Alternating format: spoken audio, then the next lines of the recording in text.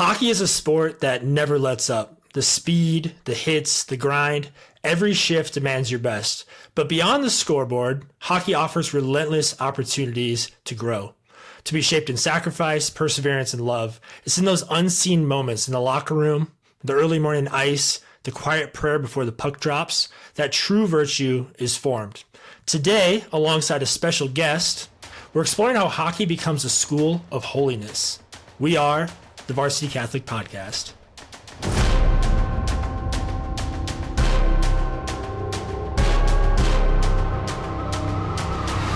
Welcome back to the Varsity Catholic Podcast. I'm Brady Steir. And I'm Godde. Today's episode is one you won't want to miss. We've got an incredible guest with us today. Brady, would you like to take it away and introduce us?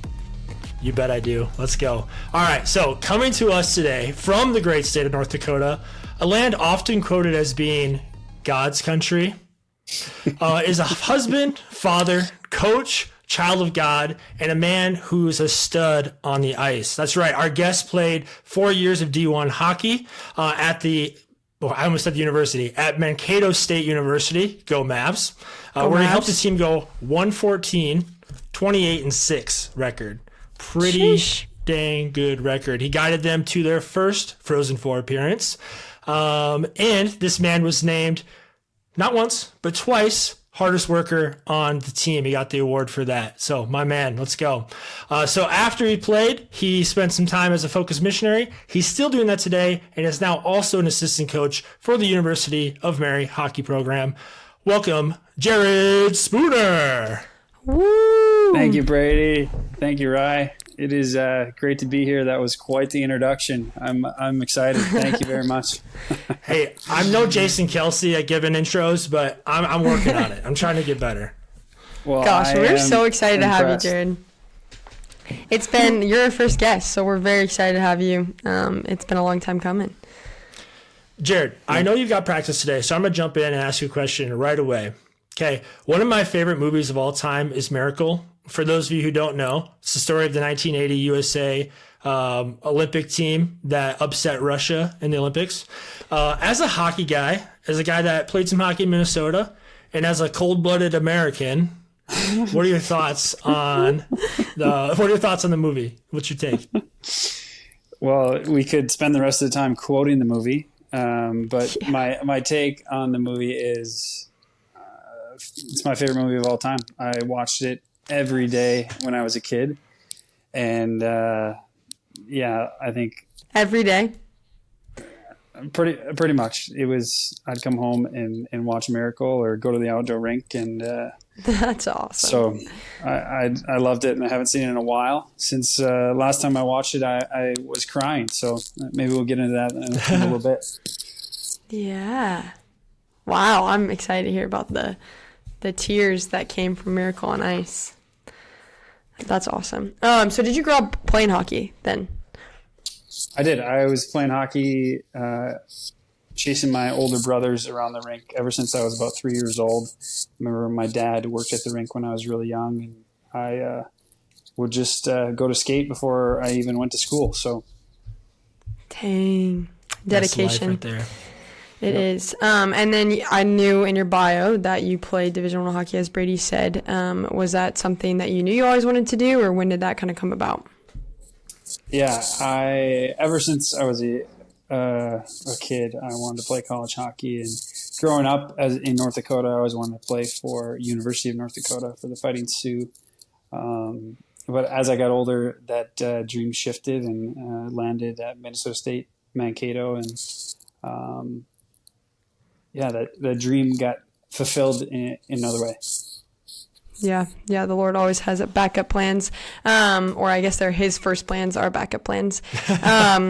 On this podcast, we've been talking a lot about how sports create opportunities to grow in virtue, to kind of, it's deeper than sport, right? It's more than the game. Did you see that all throughout your college experience, or was it something that you came into college and then you learned later on? Could you kind of walk us through your college experience a little bit, and how you maybe perceived the game in college? Yeah, for sure. When I got to college, my identity was wrapped up in being a hockey player. That is who I was ever since, like that was my dream, and I wanted to be a hockey player, and that is who I was, and that's what I lived out of.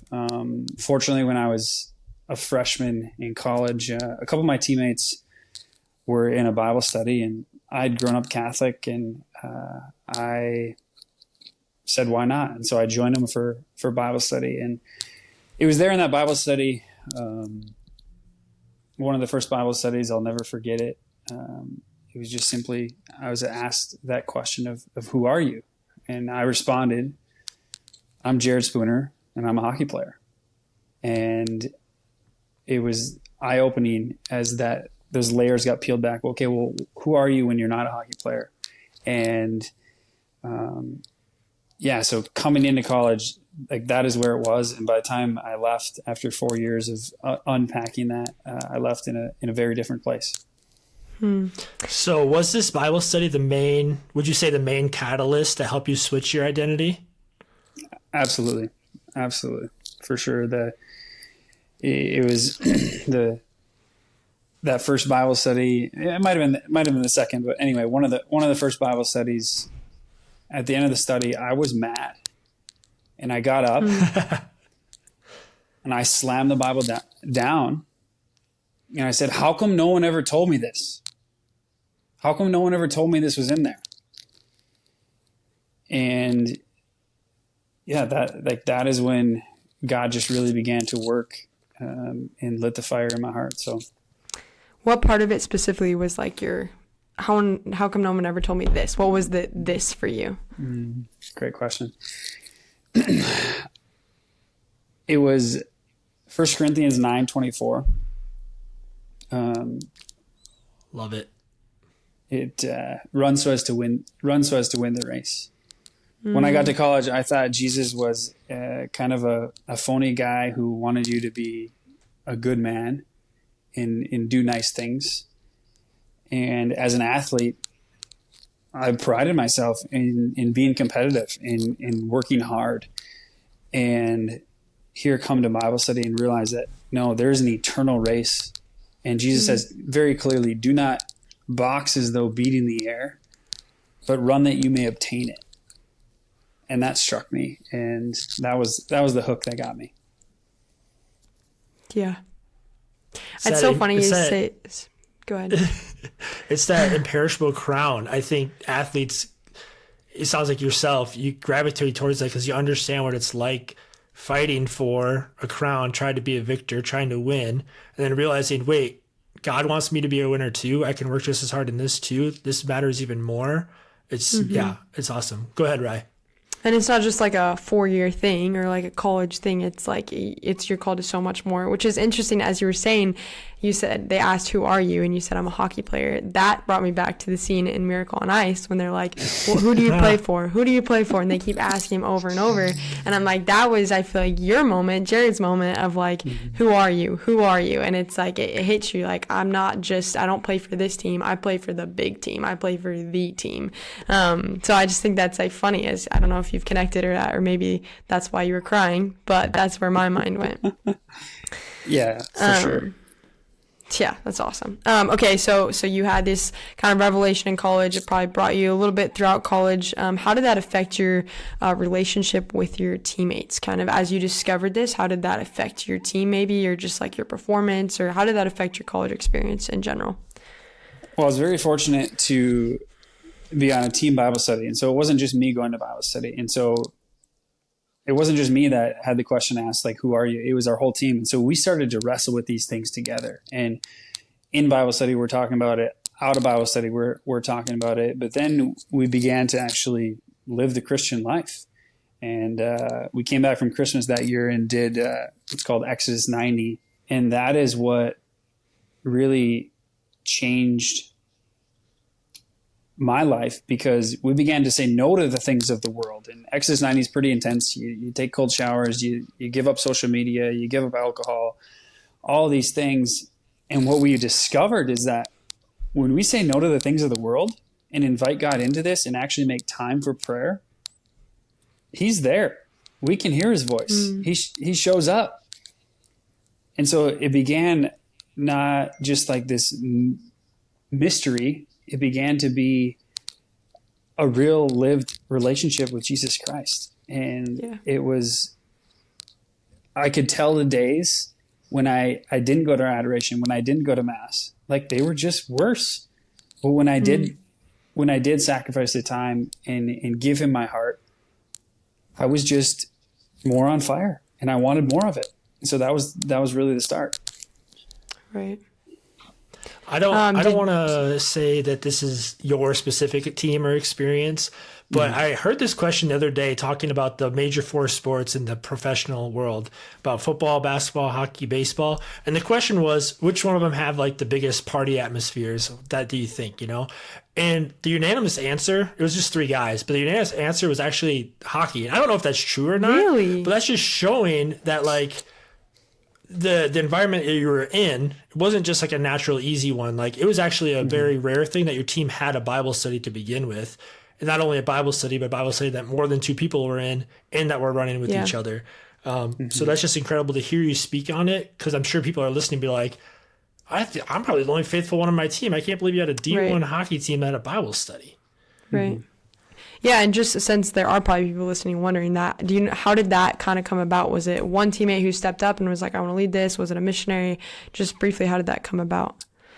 Yeah, there was a Varsity Catholic missionary there that the years prior he would go to practice and pray his rosary, and God opened up some doors where some athletes were interested in Bible study. And I think it first started out with a couple athletes and some non-athletes, but eventually it got to where it was just us hockey players. And thank God for the Varsity Catholic missionary sent there by Focus. And today he's one of my best friends and still a mentor and fellow disciple. So. How cool. He was like praying those rosaries years before. That led to your conversion, which now we're getting into, like your conversion. You walked with your team through that, and then you ended up ultimately becoming a missionary, and you ended up doing the same with athletes. So how did your athletic experience tie in with, I'm just kind of walking through your story a little bit right now, but how did that athletic experience tie in with your missionary work? Or what did you learn as a missionary that could be beneficial to any athletes out there? Well, I'll piggyback off of Brady's last question too, just about the culture in hockey. There's so many good things in the sport, which I'm sure we're going to get into here, but also there is a lot of darkness. And I don't disagree with that statement, Brady, of the party culture is very heavy, and especially at Mankato where, okay, you're a Division I athlete at a Division II school.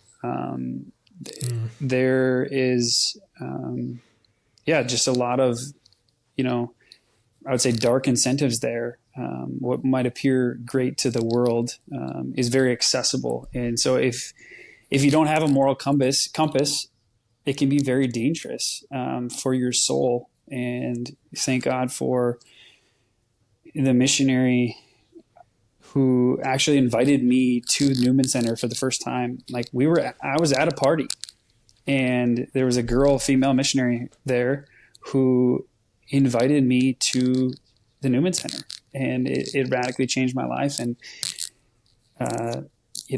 I look back just with the utmost gratitude for her and her witness to invite me.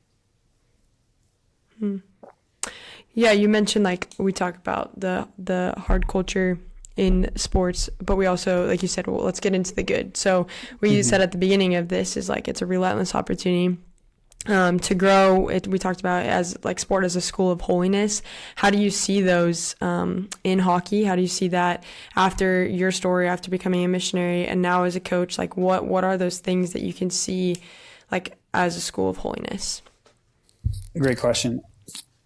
As I grow in a relationship with the Lord each day, I think that's exactly what it does. Is He changes the way I see the world. And He brings me into the Catholic worldview. And instead of seeing the challenges that come up day in and day out, whether that's on the ice of, okay, coach is on me again, or, okay, we're doing extra conditioning here. I began to see those as those are opportunities for virtue. Those are opportunities for me to deny myself for the good of others. And you can maybe talk about redemptive suffering of, especially, okay, we're doing these workouts anyway. Why not do them with purpose? Why not, hey, I'm going to offer up this sprint, or, this, over and back for the soul on my teammate who's, maybe he's driving me nuts, or maybe he's far away from God and sucked into the party culture. Like, they're relentless opportunities, like everywhere. Every challenge that you have is an opportunity to practice virtue. And I'm just grateful for the way that my worldview has been shaped to really pray always through those opportunities. I think it's so interesting as athletes, because it's like we have the mental component and the physical component, and we see the relentless opportunities in those. We see how, like, right, the up and backs, like the suicides, whatever it is, like those are relentless opportunities to get better physically, to get faster, to get stronger. Same with the weight room, like same with mentality of, like, every time I failed it out at bat, like it'd be a relentless opportunity to get back out there, to be better mentally, to succeed. And it's like we often so forget about that spiritual component, like you're talking about. How do I not waste this opportunity? I think we just forget about that all the time. I have a quick question I want to butt in here, because you mentioned it helps you to work out with purpose. You're praying all the time. My kind of question is, okay, athletes hear that, and I think that's amazing. Like, more athletes need to hear that. Mm-hmm. Like, you can turn your workouts into be not about you, but to have purpose for somebody else. Mm-hmm. I know also that Focus invites our people in Bible studies to spend intentional time in adoration and prayer. Mm-hmm. As a D1 athlete, as you were growing in your faith, how the heck did you make prayer a part of your everyday life? Or did you? Or how did that happen? Great question. Yeah. I don't really remember, like, the first time, but our Varsity Catholic missionaries just invited us to come and pray Holy Hour with them. And I said yes. And there's a bunch of people in the chapel, and we go. I didn't have any idea what I was doing. But I think athletes are usually pretty observant, and so, okay, people are praying. I'm gonna pray. I'm gonna try. And when we show up and bring effort, like, He's never outdone in generosity when we give him our time, and especially with the athlete schedule, it just worked out. Where a couple days a week, like, we got to go to adoration, but then, like I said before, I was like, my day's better when I'm going to adoration. I need more adoration. Yeah. And give me some more. I want some more. And, from adoration, spending time with the Blessed Sacrament, and then getting to go to confession more regularly. And we had a mass on Thursday nights that I absolutely was dog tired when I walked in there. But by the time I left, my soul was so full. I'm like, this is my favorite time of the week. Yeah. And was just very grateful for the opportunities in Mankato with such a wonderful Newman Center and missionary community. I remember that feeling. Like, now that you said that, it unlocked something in me. We had a 9 p.m. mass on campus, and it was like I would drag myself to that, or I would wake up early, but it was usually the 9 p.m. I'm an early bed girl. It was the 9 p.m. that killed me. And it was like, I would drag myself in there. Like, why am I doing this? I should be in bed. I want to be in bed. And it was like, but by the time you left mass, it was like, that was the best part of my day. Like, there was peace. There was, like, you weren't just an athlete anymore. You were so much more. And it was like, again, getting that whole component of you in your day. Yeah, that unlocked something. If I can just budge in quick, like, that was another big piece too. Is, okay, athletes, we, like, live in this realm of, okay, hey, you're a Division I athlete. But what I found at the Newman Center is I was just another human being. Yes. And so I began to actually be friends with people that weren't athletes, that didn't see me as something that, we talk about the culture of use, where, like in athletics, being, just of use to your coach, or, XYZ. And so, like, it was super refreshing to experience some authentic friendship with those that were my teammates, but also those who weren't. Right. Yeah, it's so true. And it's so often athletes just stay confined to their little bubble, their team. And it's like, no wonder you think you're a failure if you had a bad game, because the only 12 people that are seeing you are the ones that you had a bad game with. So that's so true. Yeah. Did you start? Sorry, go ahead, Brady. Looks like you got something to say. I was just going to ask about your coaching experience now that you've gone through all these things, and now you're still a young man. You're a new father. Congratulations on that as well. But just like, all right, you're leading these men that you know are going through similar experiences that you did. How are you translating this to give them all these relentless opportunities to grow in their spirituality and their holiness? Yeah, great question. I'm still figuring it out. I'm new to this whole coaching thing, 2 years in, and there's been a lot of good things, but also a lot of times where I've failed. It sounds like there's relentless opportunities, not just in playing, but in coaching as well. But I would say is where I've been leaning on is just trying to be relational.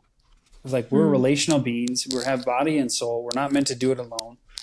When it comes to correcting your players, I find it so much better received when you're not screaming at them, but you look at them in the eye and say, hey, here's what I'm seeing. What are you seeing?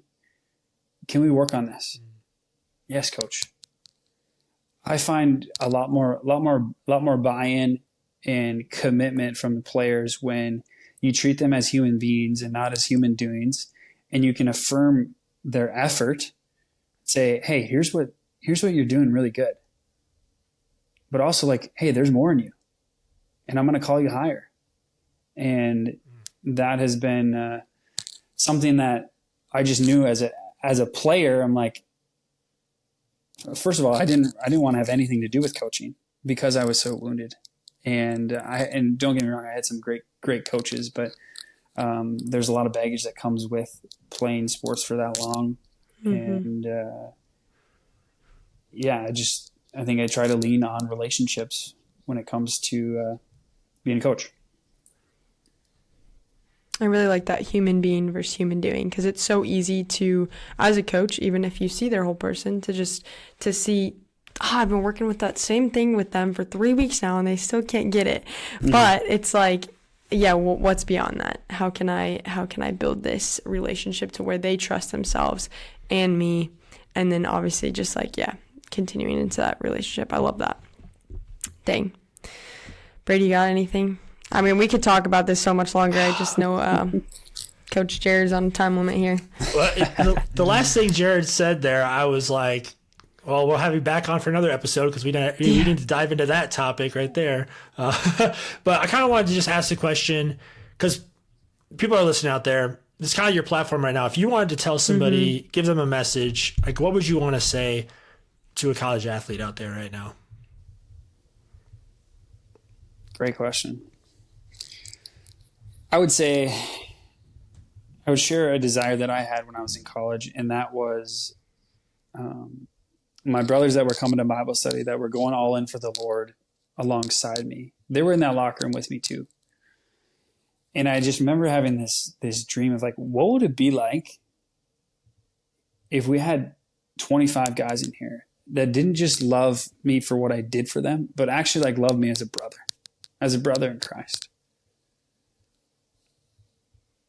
And that dream has just stuck with me, and it's really what kind of drew me back into, was a catalyst for drawing me back into coaching. But what I would say is like, it is possible. There are a lot of institutions that are seeking to bring faith and virtue into their athletic departments because the world's hungry right now. They don't know what's true. And when we can give them truth, when we can give them Jesus, like that's transformational. That's life-changing. And I just want to inspire you to like that. If you have a similar desire to me, I believe that desire is of God, and he wants us to do something about it. He wants us to not just play the game, but to actually change it. And so we talked about that culture of darkness a little bit ago. Well, what are we going to do about it? Because the devil's been going after souls for a very, very long time. But he does not have to have your soul.